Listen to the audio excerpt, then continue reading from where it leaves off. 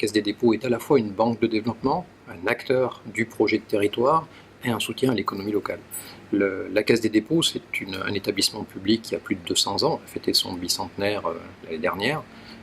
C'est également un groupe qui est tout orienté vers des activités économiques dans le monde entier. C'est plus de 50 000 collaborateurs, dont 7 000 dans l'établissement public national qui est la Caisse des dépôts. La Caisse des dépôts, l'objectif premier, c'est de transformer l'épargne populaire en toute sécurité pour faire du logement social et du logement.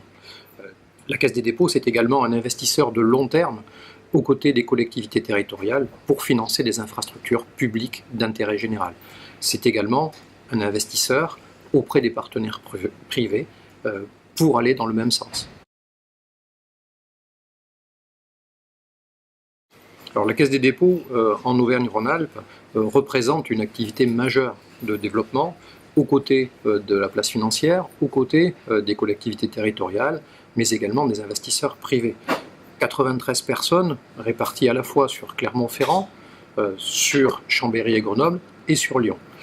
Ces 93 personnes ont pour objectif de développer l'activité, c'est-à-dire de créer du logement.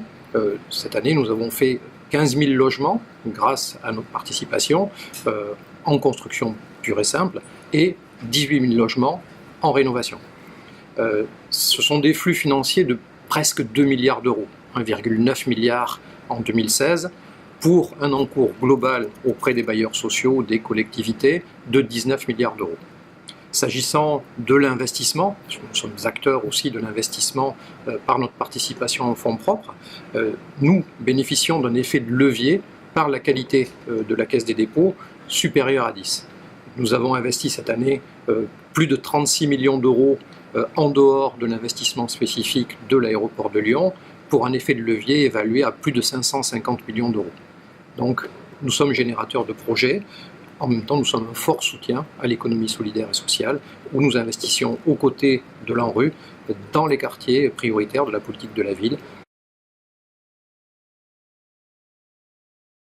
Soutenir l'esprit d'entreprendre, c'est aller chercher des projets qui peuvent rassembler des convictions, des intérêts au profit du développement économique de collectivités, d'établissements publics, pour le bien de tous. C'est des transports publics novateurs, c'est le soutien à des Open Labs, c'est le soutien à ce qu'on a appelé les Smart Cities. C'est fourmiller d'idées par le biais de start-up pour arriver à faire décoller ces transitions que nous couvons depuis quelques années, numériques, énergétiques, démographiques, territoriales. Cet accompagnement se fait aussi grâce au tissu économique local que nous soutenons assez fortement.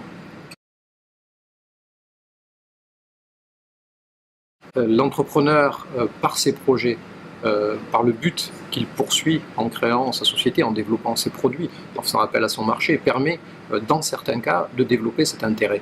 Intérêt qui est un intérêt d'emploi, mais au-delà de l'intérêt d'emploi, c'est l'intérêt de la créativité, de l'innovation, que nous soutenons très fortement, notamment dans le cadre de start-up incluses dans la qualité de la vie, dans l'amélioration de la qualité de l'air, dans des transports intelligents. Donc c'est faire bénéficier aux moyens d'ingénierie privée le plus grand nombre, et donc nous sommes bien dans l'intérêt public. Plus nos sociétés seront fortes, plus on les valorisera, seuls ou avec le groupe, c'est l'action de BPI France aussi, à nos côtés, plus elles seront fortes, plus nous aurons des sociétés robustes, plus nous aurons de projets intelligents, plus la société avancera.